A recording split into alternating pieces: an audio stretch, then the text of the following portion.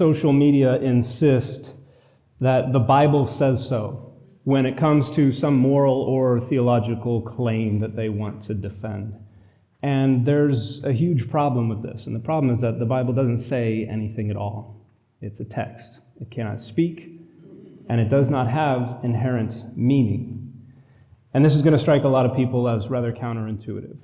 For the more advanced readers in the group, it certainly seems like we're just extracting inherent meaning from this text that has been packaged and transmitting meaning through these words and phrases and clauses and sentences. But the reality is actually much different. Meaning only exists to the degree that it is created in the mind of a reader, a listener, or a viewer.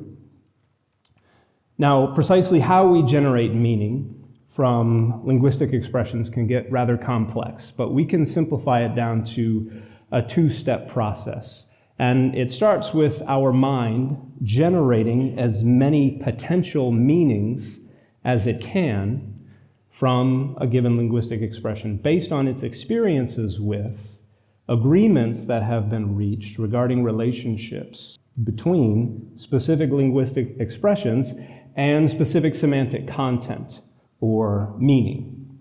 Then, using available cues, our mind whittles those potential senses down to what it believes was most likely intended. And for experienced readers, this usually takes place so rapidly that it feels like pure meaning is just being transmitted directly from the text into our minds. But that's just not how language works.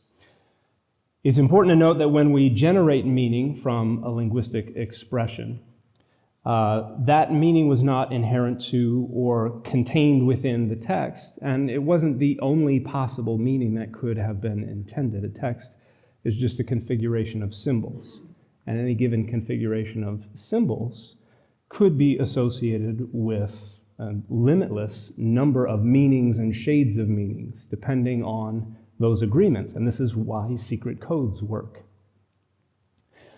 Usually we have a good enough grasp of these agreements to be successful enough to meet the goals of our communication. But agreements are not always identical for every time, place, person, and circumstance. And so communication frequently fails, and we do not understand.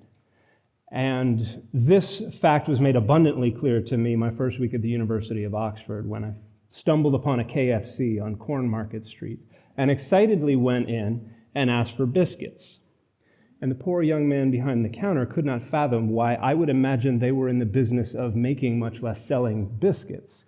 And then I remembered, oh yeah, the agreement where I was that that combination of sounds would evoke what I would have called a cookie. And then I realized that I did not know what combination of sounds I could put together to help him draw up in his mind an image of the buttery and flaky goodness that I desired. And I had people later say, oh, you should have said a scone, and obviously I do not dignify that with a response. But let's take a look at a related example from the Bible and from the most famous English translation of the Bible in the world, the King James Version.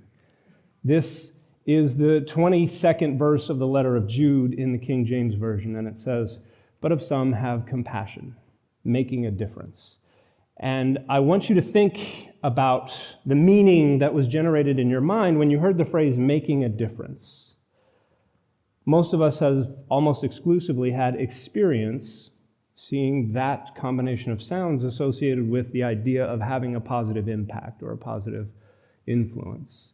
And so we would interpret this to mean that if you have compassion on folks, you can make a difference in their lives. That's a pretty common reading. And it has absolutely nothing to do with what the King James Version translators were trying to say, because that phrase didn't come to refer to having a positive impact or a positive influence until around the year 1900.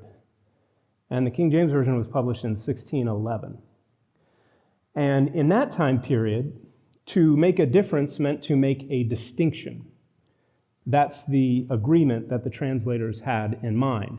And here is Leviticus 11:47, where the Israelites are instructed to make a difference between clean and unclean animals.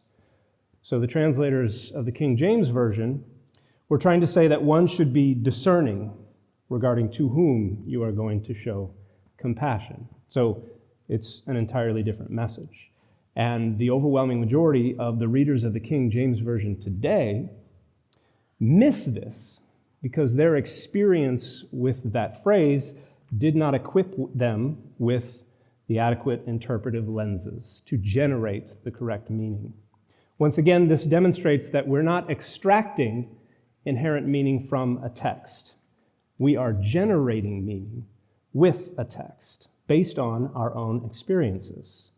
We're negotiating with the text to arrive at what we think it's trying to say. In the case of Jude 22, there probably aren't a lot of people whose civil rights, whose healthcare, relationships with their families, or jobs rely on a specific interpretation of this passage.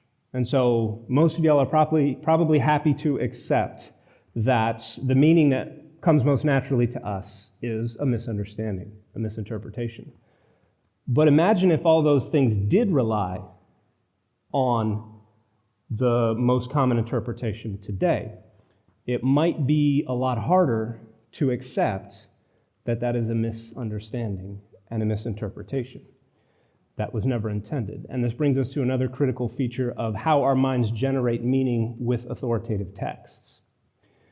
See, our experiences in the world around us, our experience of our place in it, have installed a lot of intuitions into our subconscious mind about how things are supposed to work. As an example, here's an image that illustrates a famous illusion known as the corn sweet effect. In short, you see two different objects of two different shades of gray, but they're both actually the exact same shade of gray. By adding highlights, shadows, and a background to make it look like it is a three-dimensional object in space, we can trick our minds into believing that's exactly what it is. And when we have three-dimensional objects in space, what is in the light should be lighter in color. What is in the shadows should be darker in color. Because the two objects are the exact same color, our minds just alter what we perceive in order to align it with how they think the world around us is supposed to work. And that's how a lot of illusions work. This is just one simple illustration of the fact that our subconscious mind is rifling through the mail of not only our senses, but of all of our cognition, and it will add and take away what it needs to ensure that the mail that gets to us adequately fits the parameters for which it has been conditioned. When we come to the Bible with deeply held experiences, assumptions, expectations, and dogmas about what it is and is not supposed to say, and the values that it is and is not supposed to endorse, our subconscious mind is going to predispose us to construct and then defend meanings that protect and advance our self-image and our standing within the social identities that are important to us. This becomes incredibly important when it comes to social issues today that people try to use the Bible to resolve.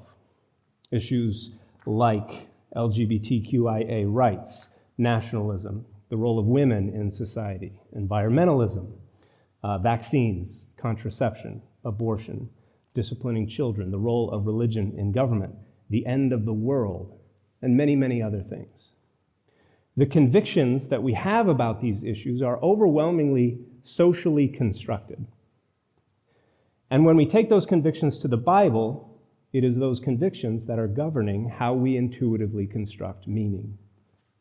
When we turn around and we say, this is right because the Bible says so, it's really just us saying so.